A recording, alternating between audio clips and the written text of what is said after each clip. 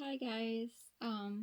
Wow, this is my video that I'm making for my 6th year participating in World Benzodiazepine Awareness Day, and that's crazy to me. Every time I go in to make one of these videos, I always, well, for one, I never think of what I'm gonna say ever.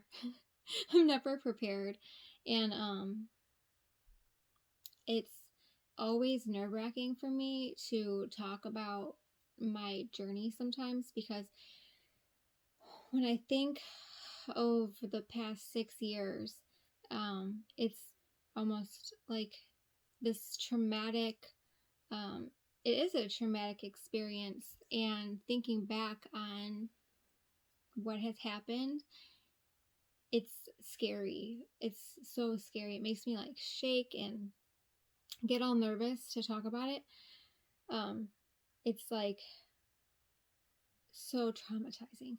So every time I come in and have to think about it or talk about it, it's hard. So bear with me on that. Last year on World Benzodiazepine Awareness Day, I was benzo free, and I made my first video benzo free. I would think I was, see, July, March, April, May, June. I was like a month off of benzos, I think, then. And I made the video saying I was doing better, and like I wasn't doing good, but I was doing better than when I first got off or the few months prior to getting off.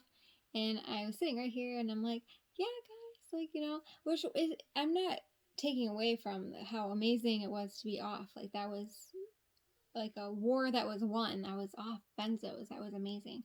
But I did not realize that, like, 2 weeks after I made that video was like the worst incoming crash I could ever experience, and throughout my whole entire taper. And I wish I would have known. So sometimes when I sit here and, well, not sometimes, like this time right now, I'm sitting here making a video a year later, but still the same, like, talking about it, it makes me nervous. It makes me think like, oh my God, am I gonna crash again? It was just so traumatic. I guess it's just so hard to talk about, and it's scary. It's like you don't want to go backwards, and that's something that I have experienced in my withdrawal and my journey is windows and waves, which is where you feel better. Not great, but better than being spellbound for months. And then they're your windows. They're the days where you feel 5% like a human being, at least for me.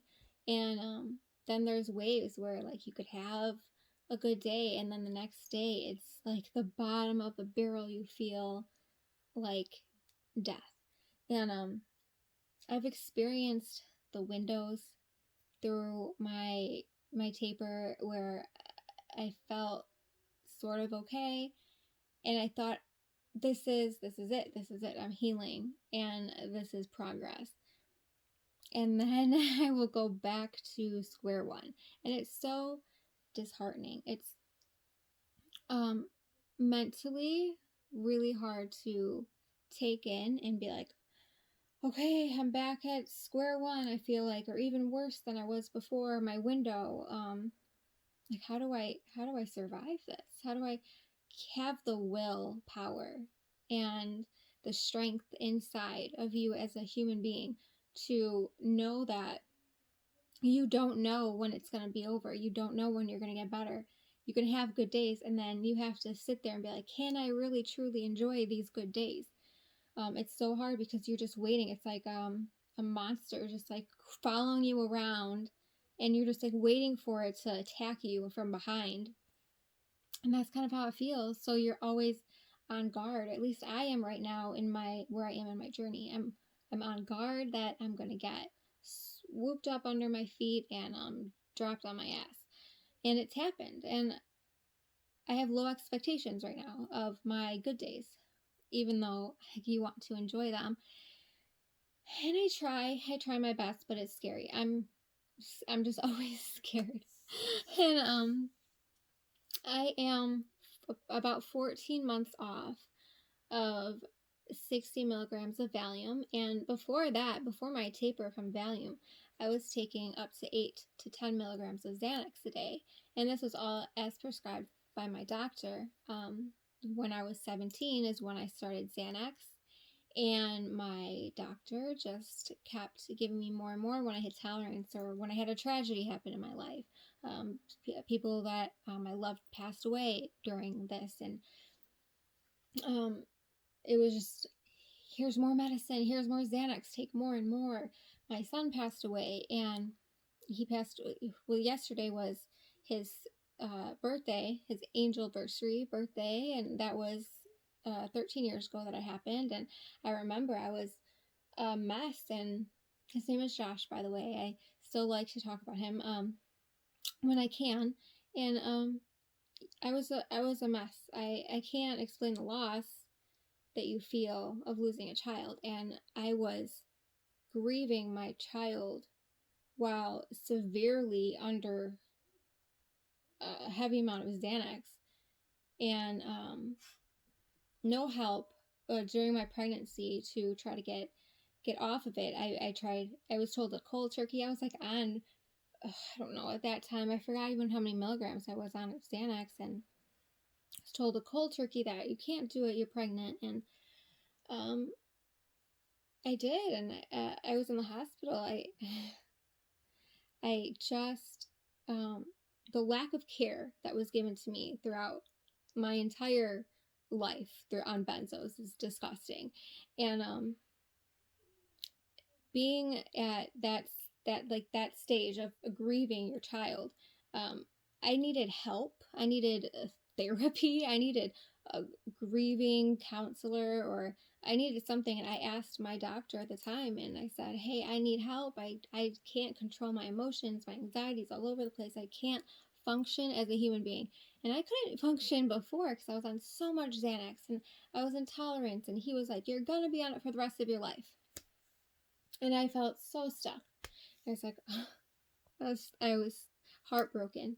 And his answer was, give me more Xanax. And honestly, at that particular time in my life, I took it because I didn't know what else to do. I thought I was gonna not survive that, so I did.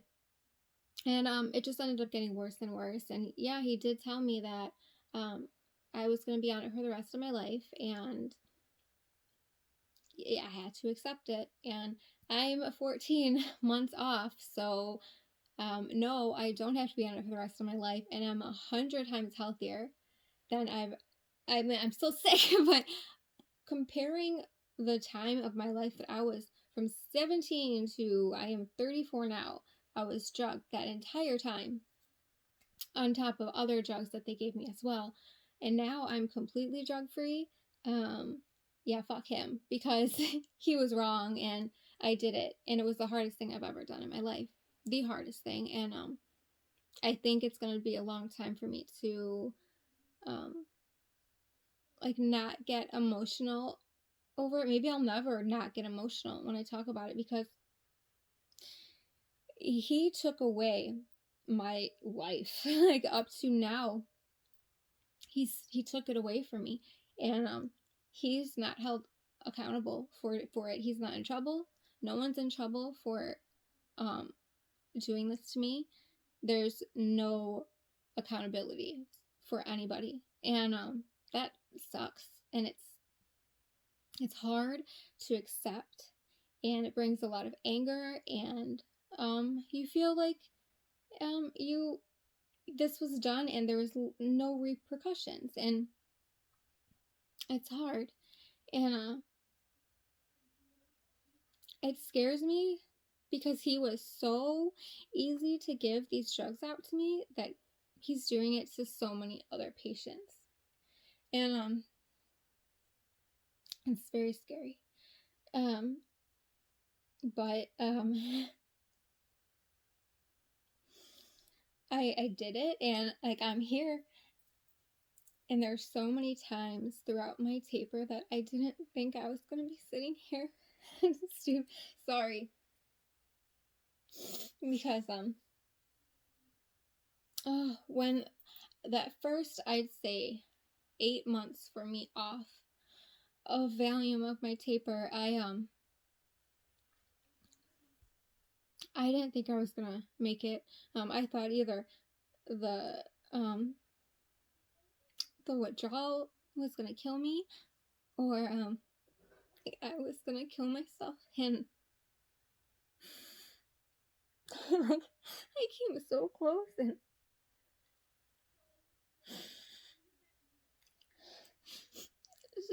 to know that I held I'm sorry, that I held on and I stuck it out. I'm really glad that I did. Like, my son, he wouldn't have his mom.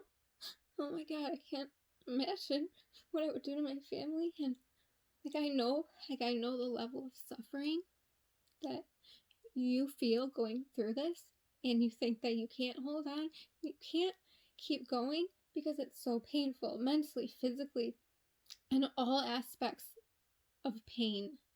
But please just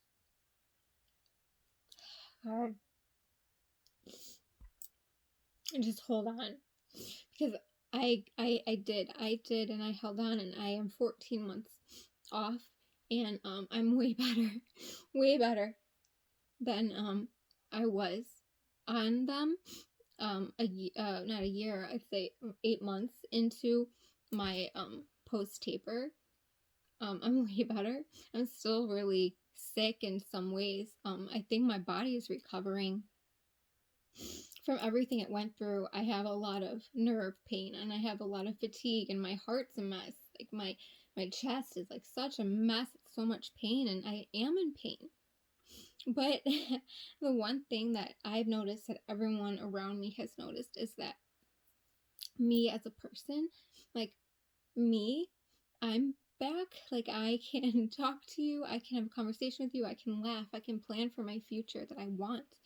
And I'm not like vacant anymore, and I can feel that, and I can look at the trees now outside, and I can look at the sky, and it makes sense to my brain now. Like, I can be like, oh my gosh, the trees don't look fucked up, and the sky, like, I can look at the sky without feeling like I'm gonna fall over. And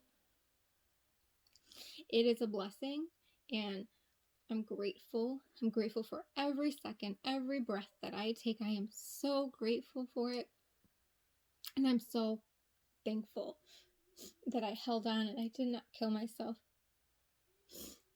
And I still think of bad things to like this day, to like these days. I'm in pain. I'm like, oh my gosh, I don't want to go through this. And I think, Jenny, it's gonna be over one day. And I say to you, whoever's watching this, if you're going through this, please hold on. Grab any strength that you have, anything. Even if you think that day, you think, I cannot do this today. I can't do this. I am done. I quit. I'm done. Just hold on one more day. Just do one more day and just see what happens. Because that one day could make a difference. And one day made a difference for me. It might not be something dramatic or a miracle that happens in that one day, but one day could change everything. And if I wasn't here today, God, that would really suck. So hold on with everything you have. Keep going. I promise it will get better. I know it doesn't feel like it sometimes, but I'm sitting here a completely different person, and I'm so grateful that I kept going. And I just I hope that someone watching this can get some hope and know that it's not gonna be the end, and you will get your life back. I promise that you will. My memory ran out. I was like, no. I was gonna say that thank you so much for being able to just like listen, and I read your comments on my videos, and my heart goes out to everybody that is going through this, and I'm rooting for you guys. I'm praying for you guys, and I know you guys can beat this. I know you guys can keep going and do it. Just fight, survive. Just one breath at a time, and you'll get there. And I'm still getting there. I'm still in the process of healing, and we'll get there. We all will get there. And oh gosh, okay, I want to end the video now. Thank you for taking the time to listen to me. I hope this could help anybody watching, and